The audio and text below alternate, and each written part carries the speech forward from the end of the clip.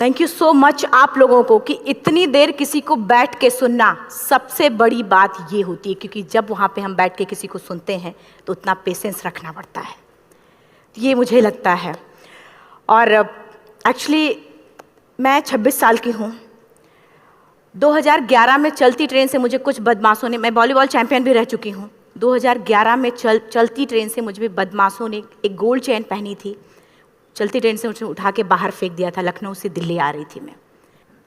Compartment में बहुत सारे, जनरल कंपार्टमेंट था, बहुत सारे लोग थे, किसी ने मना नहीं किया। एक प्लेयर का जो स्पिरिट होता है वो अपने आप, जब कोई छीनने की कोशिश करता कुछ भी, वो देता नहीं है, तो मेरे में भी था। मैंने मना किया और उन्होंने मुझे चलती ट्रेन से, वो 4-5 थे, उन्होंने बाहर फेंका।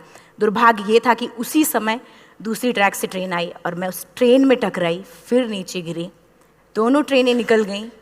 कुछ देर बाद मैंने हाथ को ऐसे रख के उठने की कोशिश किया तो देखा कि मेरा पैर कट चुका था। थाई को उठा के देखा, मेरा पैर ऐसे जीन्स में लटका हुआ था, ब्लड फोर्सफुली निकल रहा, दूसरे पैर की हड्डियाँ टूट टूट के बाहर निकल चुकी थी। पूरी रात मैं चिल्लाती रही ट्रैक पे, छोटे छोटे पत्थर होते ऐसे चिल्लाती रही कि कोई बचा ले, कोई नहीं आया बचाने। और जब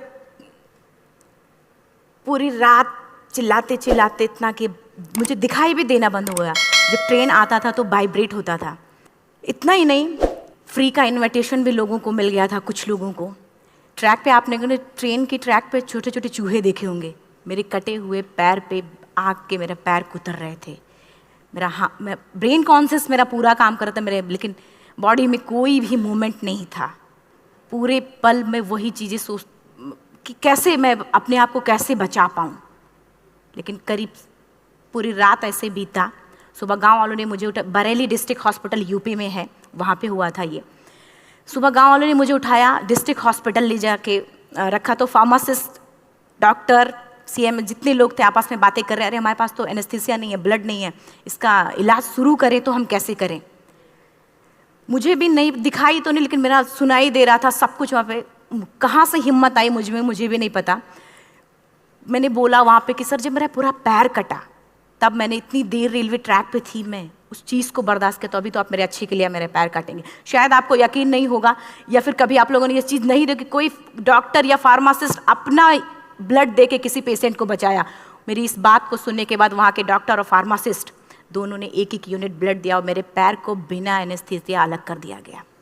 आज भी मैं उस दर्द को महसूस करती हूँ, जब भी मैं जब बोलती हूँ तब मैं वो चीज़ें महसूस करती हूँ। उसके बाद जब बात मीडिया में आई, लोगों को पता चला कि रिमा नेशनल प्लेयर है, KGMC king George medical college Lucknow में एडमिट करा, लखनऊ से फिर sport minister, AIIMS trauma centre Delhi. तब तक सब ठीक ठाक चल रहा था, प्लेयर होने की वजह से अच्छा ट्रीटमेंट मिलना शुरू हुआ। करीब 4 महीने मैं एम्स में रही। एम्स में रहने के बाद जब मैं थोड़ा ठीक हुई, करीब 25 दिन बाद जब ठीक हुई, न्यूज़पेपर में गोल गोल लिख के आ रहे कि अरुणिमा के पास टिकट नहीं था, अरुणिमा ट्रेन से कूद गई। उसका खंडन किया घर वालों ने, फिर बोला कि अरुणिमा सुसाइड करने गई थी। जिस लड़की का शरीर का एक अंग कट चुका, पूरी जिंदगी का पता नहीं कि व्हील चेयर है, बैसाखी या पता, यहाँ तक कि मेरे स्पाइन में 3 फ्रैक्चर था, मुझे ये भी नहीं पता था कि मैं बेड से उठ भी पाऊंगी कि नहीं। अंदाजा लगाया जा सकता, सिर्फ अंदाजा लगाया जा सकता है कि उसकी दिलो दिमाग पे क्या चल रहा होगा, उस परिवार की क्या स्थिति रही होगी, जब जिस परिवार की एक यंग एज लड़की का इस तरीके का सिचुएशन हुआ हो। फिर भी कहते हैं कि जहाँ चाह होती वहाँ राह मिली जाती है। एम्स के हॉस्पिटल के बेड पे मैंने डिसाइड किया, क्योंकि अपनी बातें हम चिल्ला चिल्ला के करें, वो सिस्टम की इतनी हाई लेवल की बातें हो रही थी कि हम एक मध्यम वर्गीय फैमिली से थे, हम अपनी बातें चिल्ला चिल्ला के कह रहे थे, लेकिन कोई नहीं सुन रहा था। लेकिन कहते हैं मैंने अपने दिल, दिमाग, अंतरात्मा से ये चीज़ सोच लिया कि ठीक है, आज आपका दिन है, जितना चाहो बोल लो, एक दिन तो मेरा दिन आने वाला, मैं प्रूफ कर दूंगी कि मैं क्या हूँ, मैं क्या थी, ये मैं प्रूफ कर दूंगी। हॉस्पिटल के बेड पे डिसाइड किया वॉलीबॉल नहीं, लाइफ का सबसे टफ गेम करना है, तब मैंने माउंटेनिंग चुना। जब मैंने माउंटेनिंग कहने और करने में बहुत फ़र्क होता है। जब मैंने माउंटेनिंग की बात सोची और लोगों के सामने, सबसे बड़ी चीज़ थी सही गाइडेंस में ट्रेनिंग लेना, दूसरा स्पॉन्सरशिप। इतना बड़ा एक साथ तो मैंने 40 से 50 लाख मैंने वाकई में कभी नहीं देखे थे पहले। मेरे लिए बहुत बड़ी चीज़ थी वो इकट्ठा कर पाना। जब मैंने लोगों के सामने रखा कि मैं माउंटेनिंग करना चाहती हूँ, एवरेस्ट के लिए मुझे ट्राई करना है, हर किसी ने मुझे बोला कि क्या है, पागल हो चुकी हो क्या, तुम्हारा दिमाग खराब हो चुका, तुम कभी नहीं कर सकती माउंटेनिंग। एक पैर आर्टिफिशियल है, दूसरे में रॉड है, और तुम्हारा दिमाग खराब है, स्पाइन में भी फ्रैक्चर है, तुम पागल होगे, चुपचाप कोई नौकरी करो, जीवन यापन करो। क्योंकि लोगों का सबसे बड़ा प्रॉब्लम ये होता, लोग फिजिकल देखते, पैरों को मेरी अंतरात्मा में क्या चल रहा था वो तो किसी को पता ही नहीं था। मुझे लगता है कि आज यहाँ पे मैं भी सुबह से देख रही हूँ, इतने अच्छी अच्छी चीज़ें मैंने सीखी यहाँ पे, बहुत बड़े बड़े स्पीकर को शायद आप लोगों ने भी सुना। आज मैं भी आपको यहाँ पे कि चाहे जितना मोटिवेट करूँ, चाहे जितना चीज़ें मैं बताऊँ, लेकिन मुझे लगता है सबसे बड़ा मोटिवेटर कौन होता, आप खुद। जिस दिन किसी भी लक्ष्य के प्रति आपकी अंतरात्मा जाग गई, आपको कोई नहीं रोक सकता उस लक्ष्य को पाने में। ये मैं किताब से बातें नहीं बोल रही हूँ, ये मैं एक एक पल मैंने मैं कोई भी किताब की बातें नहीं, एक एक पल आज जो मेरा 26 साल का एक्सपीरियंस है वो मैं बता रही हूँ सिर्फ आपको। उसके बाद किसी तरीके से मैनेज किया मैंने। भाई साहब, मेरा परिवार मेरा बैकबोन था। परिवार ने मुझे, भाई साहब ने मुझे कहा कि मैडम बछेंद्री पाल जिन्होंने 1984 में एवरेस्ट समिट किया, उनसे मिलते हैं, वो जरूर कुछ ना कुछ करेंगे। हॉस्पिटल से निकलने के बाद मेरे राइट लेग में स्टिचेस लगी थी। मैंने डायरेक्टली घर जाने की बजाय, जब लोग ये सोचते हैं कि मुझे अपना जीवन यापन कैसे करना है, जब लोग ये सोचते हैं कि मुझे अपनी ज़िंदगी के, मेरे दिमाग में सिर्फ 2 चीज़ें चल रही थी, मुझे इनका जवाब कैसे देना है और एवरेस्ट समिट कैसे करना है। फर्स्ट तुरंत गए बछेंद्री मैम के पास। जब मिले, मैम ने फर्स्ट टाइम जब मुझे देखा तो उन्होंने कहा, अरुणिमा, उनकी आंखों में आंसू आ गए। उन्होंने बोला, अरुणिमा, तूने ऐसी हालात में एवरेस्ट जैसे दुरूह पहाड़ के बारे में सोचा तो तूने अपने अंदर तो एवरेस्ट फतह कर लिया, अब तो सिर्फ लोगों के लिए। मेरे परिवार को छोड़ के बाहर की पहली ऐसी महिला थी जिन्होंने मुझ पे भरोसा किया था कि हाँ अरुणिमा, तुम कर सकती हो। मेरे लिए वही बहुत बड़ी चीज़ थी। प्लानिंग भी कर ली, मैम भी मिल गई, सब हो गया। लेकिन जब उतरते हैं फील्ड में तब पता चलता कि हम क्या हैं। रोड हेड से मैं पहुंच गई। मैडम ने कहा कि ठीक है, तुम्हारे कहने, तुम्हारे सोचने से कुछ नहीं होगा अरुणिमा, प्रूफ करो कि कर सकती हो। मैंने कहा बस एक मौका चाहिए मुझे। वाकई में जब मैं माउंटेन में पहुंची, रोड हेड से बेस कैंप लोगों को 2 मिनट लगता था, मुझे 3-3 घंटे लगते थे, क्योंकि मेरे राइट लेग की हड्डियां भी नहीं जुड़ी थी। लेफ्ट मेरा आर्टिफिशियल लग चुका था, लेकिन स्टंप एकदम रेड, उसका मतलब घाव एकदम नए थे। मैं अगर पैर रखती थी तो मेरे पैर से जोर से अगर दबा देती तो पैर से मेरे ब्लड आने लगता था। सारे लोग नॉर्मल थे वहाँ पे। हर कोई ये बोलता कि एक पीक के लिए जाते थे तो हर कोई मुझे ये बोलता कि अरुणिमा, तुम धीरे धीरे आओ। मेरे दिमाग में हर बार यही बात चलती थी कि क्या है, मैंने एवरेस्ट का प्लान किया, मैं इनके बराबर भी नहीं चल पा रही हूँ। खुद से संकल्प लिया कि कोई बात नहीं, एक दिन ऐसा आएगा कि मैं इनसे पहले जाऊँगी। और आपको शायद यकीन ना हो, आने वाले 8 महीने बाद पूरा का पूरा वेट उठा के बेस कैंप से साथ निकलते और टॉप पे पहले पहुंचते। ऐसे करके देखते थे कि अरे ये लोग तो पीछे। खुशी होती थी। उससे भी ज़्यादा मुझे खुशी तब होना शुरू हुआ जब वो सारे लोग आके मुझसे ये पूछते, मैडम खाते क्या हो, बता दो, पैर नहीं है फिर भी कैसे चलते हो। उसके बाद पूरा मुझे स्पॉन्सरशिप मिला। मैं जब एवरेस्ट के लिए गई, मेरे लिए सबसे बड़ा, एवरेस्ट की जर्नी में मेरे सबसे बड़ा चैलेंज यही था कि दूसरे को समझा पाना। मैं नहीं समझा पाती कि भाई मैं कर सकती हूँ। जब मैं एवरेस्ट के लिए गई, शेरपा को जब ये बात पता चला कि मेरा प्रोस्थेटिक लेग है, आर्टिफिशियल लेग है, दूसरे में रॉड, बोला नहीं ले जा सकता, इसकी वजह से तो मेरी भी जान जाएगी। मैडम ने, हमने सबने कन्विंस किया तो किसी तरीके से मन। वाकई में जो टीवी में हम और उसमें फोटोज़ में देखते हैं, ब्लू और ग्रीन आइस, हिला देने वाला होता। जितना सुंदर दिखता उतना ही हिला देने वाला होता। जब मैं, हमारे ग्रुप में 6 लोग थे, रॉकी एरिया तक मैं सबसे पहले थी, लेकिन जैसे ही मैं ग्रीन और ब्लू आइस में गई, मेरा आर्टिफिशियल लेग स्लिप कर जाता था। फ्रंट पॉइंटिंग से, जब मैं फ्रंट क्रैम्पोन से फ्रंट पॉइंटिंग मारती थी, लेफ्ट से पेन होता था तब भी करते, लेकिन आर्टिफिशियल जैसे फ्रंट पॉइंटिंग मूव हो जाता, मेरा पैर ही मूव हो जाता था। शेरपा मुझे बोला नहीं हो सकता अरुणिमा, जबरदस्ती मत करो। मैंने कहा कुछ नहीं, ये मेरा पैर है, मैं जानती हूँ कैसे चलेगा। फाइनली 1, 2 बार, 3 बार करने, 4 बार, 5 बार होल हो जाता था। आइस थोड़ा टूट के निकलता था तो मैं वहाँ पैर रख के जाती थी। कैंप 3 तक ठीक था, प्रॉपर एक्लेमेटाइज किया अपने आप।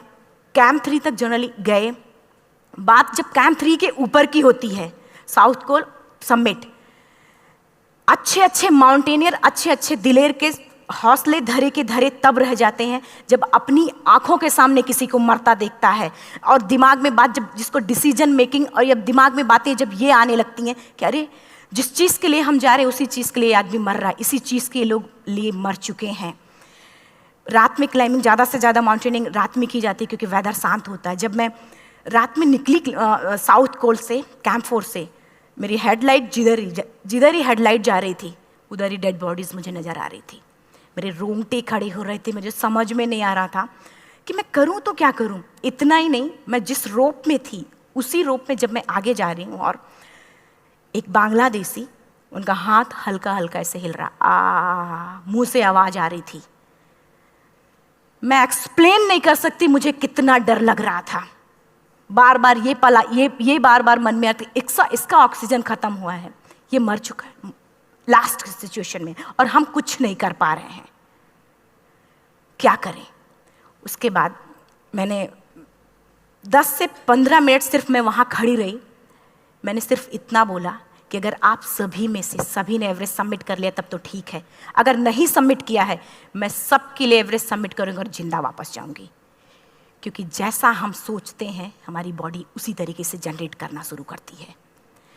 मैंने डेड बॉडी, क्योंकि जा ही नहीं सकते थे किनारे से, उसी रोप में वो एंकर है, डेड बॉडी को लांगी और लांग के जाना शुरू किया। हिलेरी स्टेप साउथ समिट के करीब जब मैं खुद पहुंची, मेरे शेरपा ने एक जोर से झटका मुझे दिया कि अरुणिमा वापस चलो, तुम्हारा ऑक्सीजन खत्म हो रहा है। हिलेरी स्टेप के बाद एवरेस्ट समिट है, थोड़ा चलने के बाद एवरेस्ट समिट है। अगर कोई आपसे ये बोले, आप अपने टारगेट के इतने करीब हो, अगर कोई आपसे ये बोले कि अरुणिमा वापस चलो, कैसा लगता है? मैंने भी यही बोला, सर क्या बोल रहे हो आप, मैं नहीं जाऊंगी वापस। बोले अरुणिमा जिंदगी रही, दोबारा ट्राई करना और एवरेस्ट समिट हो जाएगा दोबारा तुम्हारा। मैंने कहा नहीं, ये आप जिंदगी में गोल्ड चांस बार बार नहीं आते, लाइफ में कभी कभी आता है, ये आपके ऊपर आता, आप उसको पकड़ के रखते हो या फिर छोड़ देते हो। मैं अपना गोल्ड चांस कभी नहीं, क्योंकि मैं जानती थी मुझे स्पॉन्सरशिप बहुत मुश्किल से मिला, एक बार अगर मैं छोड़ देती दोबारा मुझे कभी नहीं मिलता। मैं बहुत अच्छी तरीके से जानती थी। मेरा फाइनली मुझे बछेंद्री मैम ने भी एक बार बात समझाई थी, मेरी माँ ने मुझे एक बात बताया था कि लाइफ में कभी कभी सिचुएशन ऐसी आती है जब सिर्फ आप अकेले होते हो, डिसीजन सिर्फ आपको लेना होता है। जहाँ पे भी होना, खड़े होकर हल्का सा पीछे मुड़कर देखना और ये सोचना कि आप एक एक कदम चल के यहाँ तक पहुँचे हो, सिर्फ अपना एक कदम आगे बढ़ाना, तुम देखना कुछ देर बाद तुम टॉप पे होगी। मेरे दिमाग में उनकी बातें वीडियो की तरह चल रही थी और सिर्फ एवरेस्ट का टॉप चल रहा था। मैंने शेरपा को पहले कन्विंस करने की कोशिश की कि भाई चल, कुछ नहीं होगा भाई चल। फाइनली जब वो नहीं माना, मैंने एक कदम आगे बढ़ाया, डिसीजन लिया कि नहीं, जाना ही जाना है। आगे बढ़े, करीब 1 से 1.5 घंटे बाद मैं टॉप पे थी। और इतना ही नहीं, आज भी मैं जितनी बार बोलती हूँ उतनी बार मैं महसूस करती हूँ, मेरे रोंगटे खड़े हो जाते हैं, मेरा दोनों हाथ ऊपर करके जोर जोर चिल्लाने का मन कर रहा, कितनी जोर से चिल्लाऊं कि सबको बता दूं कि आज मैं टॉप ऑफ द वर्ल्ड पे हूं। उन लोगों को बता दूं जो लोग ये सोचते हैं, लड़की, दूसरे विकलांग, तीसरे मिडिल क्लास में, जो लोग एक बार हार के फिर दोबारा लड़ना नहीं चाहते, जो लोग हारने के बाद सोचते हैं कि हम दोबारा कुछ कर नहीं सकते, उन लोगों को मैं चिल्ला चिल्ला के टॉप से बताना चाहती थी कि नहीं, आप सब कुछ कर सकते हो। सिर्फ एक सोच की विकलांगता, हैंडीकैप आदमी यहाँ से होता है, यहाँ से नहीं। अगर यहाँ से जो आदमी विकलांग है तो नॉर्मल आदमी भी विकलांग है, जो अगर यहाँ से विकलांग है। चिल्ला चिल्ला के मैं बताना चाहती थी। मैंने शेरपा से कहा कि आप एक फ़ोटो खींच लो, क्योंकि सारे लोग फ़ोटो, अपना नेशनल फ्लैग का जो वैल्यू होती है ना, वो जो हम कहीं बाहर होते हैं तो पता चलता है। मुझे भी बहुत खुशी हो रही थी, फ्लैग को हग किया और बोला फ़ोटो खींचो। बोला पागल हो गई है, तेरा ऑक्सीजन कभी भी ख़त्म हो जाएगा, नीचे चल। नहीं, फ़ोटो खींच लूँ। फ़ोटो खींचा उसने। वो तो अगली बार इतना तेज गुस्सा हुआ, मैंने उसको बोला कि भाई वीडियो भी बना ले। 8848 की हाइट पे ऑक्सीजन खत्म हो रहा है, आज हम भी हंस रहे हैं आप लोगों के साथ क्योंकि यहाँ पूरा ऑक्सीजन है। और 8848 की हाइट पे जब मुझे शेरपा, कोई भी शेरपा को बोलेगा भाई वीडियो बना, तो परेशान हो जाएगा, पागल हो चुकी, कि तुम मर जाए, यहाँ मैं जा रहा हूँ नीचे। मैंने कहा नहीं, कुछ नहीं होगा, आप बनाओ वीडियो। किसी तरीके से मैं 4-5 पेयर बैटरी रख के लेके गई कि डिस्पोजल कैमरा, एक अलग कैमरा, कि मतलब एक नहीं काम करेगा तो दूसरा करेगा, प्रॉपर प्लानिंग से। शायद आप लोग भी सोचो कि वाकई में लड़की को इतना बड़ा रिस्क लेने की क्या ज़रूरत थी, कि ज़िंदगी कभी भी जा सकती थी इसकी। लेकिन मैंने वो रिस्क लिया क्यों? क्योंकि मैं चाहती थी, कहीं ना कहीं से मेरे भी दिमाग में ये बात आ चुका था कि मैं जिंदा वापस ना जाऊं। मैं चाहती थी कि अगर मैं जिंदा ना जाऊं तो ये वीडियो मेरे इंडिया शेरपा से मैंने यही बात बोली, ये वीडियो अगर मैं जिंदा नहीं जाती हूँ, ये वीडियो मेरे इंडिया पहुँचा देना, मेरे यूथ तक चला जाएगा। क्योंकि मैं चाहती थी कि 11 अप्रैल 2011 को मेरा एक्सीडेंट हुआ, 21 मई 2013 10:55 पे मैं टॉप ऑफ द वर्ल्ड पे थी। ऑलमोस्ट 1 से 2 साल के अंदर कैसे यहाँ से मैंने ये चीज़, मैंने कभी भी कामयाब होने के, मेरी वो जिंदगी बन चुकी थी, मेरा जुनून बन चुका था, मेरा पैशन मेरा जिद बन चुका था। वो मेरा सोते उठते बैठते सिर्फ मुझे एवरेस्ट दिखाई जाए। और मुझे लगता है किसी को भी अगर अपना लक्ष्य पाना है, यहाँ से अगर वो पागलपन जब तक नहीं आएगा तब तक नहीं होगा। वो फाइनली उसने वीडियो बनाया। आप बोल रहे फटाफट रोनिमा नीचे भागो। जब मैं टॉप पे थी तो कुछ लोग और भी थे, लेकिन 10:55 पे मैंने एवरेस्ट समिट, 11 बजे के बाद अगर कोई अटैम्प्ट करने की कोशिश करता है उसको सुसाइड अटैम्प्ट बोलते हैं। जैसे ही मैं नीचे चलना शुरू की, मैंने कहा भाई हाँ चल नीचे चलते हैं।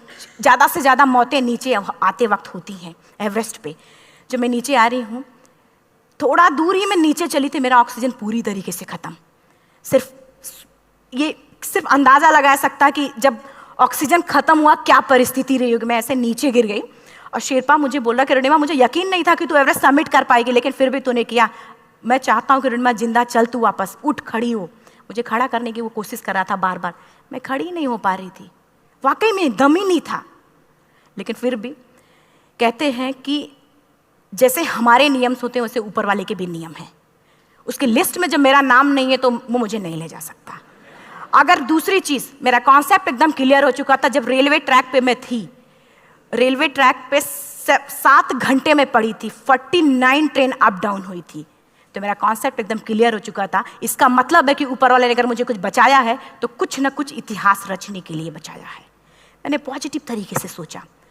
और उसी समय एक ब्रिटिश क्लाइंबर नीचे से ऊपर आ रहा था और उसके पास 2 ऑक्सीजन, तो उसने एक को वहीं फेंका और दूसरे को लेके नीचे जाना शुरू किया क्योंकि वेदर ख़राब था।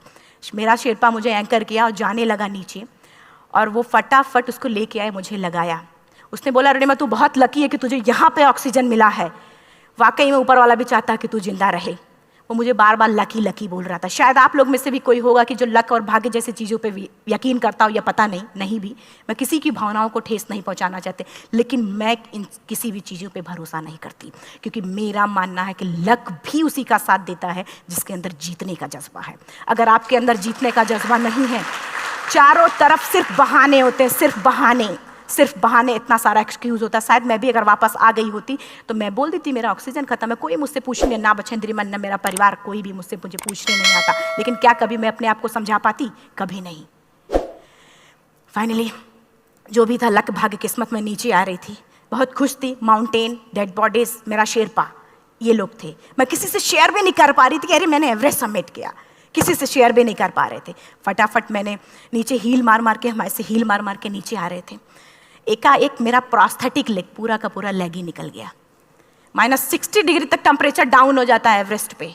मेरा हाथ वगैरह ये सब ऐसे मूवमेंट, ऐसे मुड़ नहीं रहा था, ब्लड निकलने लगा था, ये सब यहाँ पे। मुझे शेरपा से मैं बोल रही हूँ कि ऑलरेडी मेरा पैर कटा हुआ है, अगर दिमाग में ये बात है कि मेरा हाथ भी काटना पड़ेगा, कैसा लगेगा मेरा दिमाग? क्योंकि ये ऐसा मूवमेंट, रेड 3 स्टेज होती हैं। रेड मेरा हो चुका था, रेड, ब्लैक, ब्लू, ब्लैक हो तो काटना पड़ेगा। तो बार बार मैं बोल रही हूँ शेरपा से कि भाई हाथ मेरा कुछ हो रहा है, इसमें मूवमेंट नहीं हो रहा है, यहाँ सबसे ब्लड हो रहा। बोला रोनिमा कुछ नहीं, जितना नीचे जाएंगे उतना अच्छा होगा। प्रोस्थेटिक लेग मेरा निकल चुका है, मैं रुकी हूँ, मेरा ऑक्सीजन चल रहा, बड़े मुश्किल से लक भाग्य किस्मत जो भी था मुझे मिला था। शेरपा मेरे आगे है, लास्ट मोमेंट तक वो मुझे बोलेगा, अगर वो मैं नहीं चलती वो मुझे छोड़ के चला जाए। गलती उसकी भी नहीं होती, क्योंकि वो क्या करे क्लाइंबर की वजह से, या तो अपनी जान वो भी दी, गलती उसकी भी नहीं है। लास्ट में मेरी आंखों से आंसू निकलने लगा। मैंने सोचा क्या करूँ अब, रोने अपने आप आंसू ने कहीं ना कहीं से आ ही जाता है। दूसरे पल मुझे समझ में आ गया कि रोने धोने से कुछ नहीं होगा। मैंने आंसू को पोंछा और रोप, जो मेरी रोप थी, रोप को पकड़ा, दूसरे हाथ से आर्टिफिशियल लेग को, पैर को घसीट के चलना शुरू हो गया, क्योंकि मेरे पास यही था। ये तो दूसरा था, गिव अप कर दो ही चीज़ थी। पैर को घसीट चलना शुरू हुआ। कुछ दूर नीचे चलने के आने के बाद रॉक था, उसमें घुसे, पैर को खोला, सही किया, फिर नीचे चलना। Camp 4 to summit to camp 4 3500 feet है, और इसमें टोटल जनरली लोग 16 से 17 घंटे में समिट कर लेते हैं। मुझे टोटल 28 घंटे लगे थे। हर माउंटेनियर, चाहे बाहर का या फिर इंडिया का, हर किसी ने ये मान लिया था कि अरुणिमा जिंदा वापस नहीं आएंगी। हर किसी ने ये चीज़ मान लिया था। लेकिन मुझे लगता, जब मैं वापस साउथ कोल पहुंची, जब मैं टेंट का जिप खोला, मैंने हर किसी ने कहा कि अरे तू यहाँ है, हम तो सब सोच लिए थे तू चली गई। हर किसी ने ये बोला था। फिर सब खुशी मना रहे थे हम सब। देखिए, ये सब बताने का मेरा सिर्फ एक मकसद था कि सब कुछ हम में है, हम जैसा चाहें वैसा कर सकते हैं। ऑलरेडी टाइम हो चुका है। मैं एक चार लाइन की पंक्ति सिर्फ बोलूँगी। मैं एक्चुअली, मेरा एम है कि मैं वर्ल्ड के जो कॉन्टिनेंट हैं, कॉन्टिनेंट के हाईएस्ट पीक समिट करूं। एशिया का एवरेस्ट हो चुका है, अफ्रीका किलिमंजारो हो चुका है, यूरोप का एल्ब्रूस हो चुका है। 23 नवंबर को मैं जा रही हूँ ऑस्ट्रेलिया हाईएस्ट पीक के लिए। बस आप लोगों की गुड विशेस चाहिए। और 4 लाइन, अभी तो इस बाज की असली उड़ान बाकी है, अभी तो इस बाज की असली उड़ान बाकी है, अभी तो इस परिंदे का इम्तहान बाकी है, अभी अभी मैंने लांघा है समुद्रों को, अभी तो पूरा आसमान बाकी है। Thank you so much, thank you.